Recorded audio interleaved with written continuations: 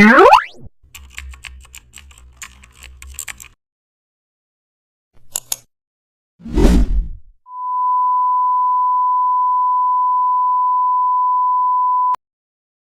this script, you'll design a floating info tooltip that looks like it belongs in a real app or website UI, all created using simple custom shapes. Begin by opening Photoshop and setting up a medium-sized canvas.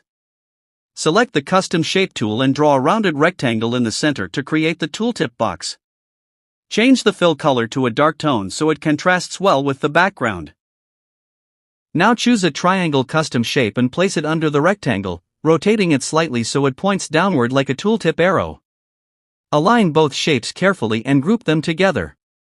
Next, add short informational text inside the box using the Type tool, keeping padding consistent on all sides. To enhance realism, duplicate the tooltip group, place it behind, blur it slightly, and reduce opacity to simulate a soft shadow. Zoom out and preview.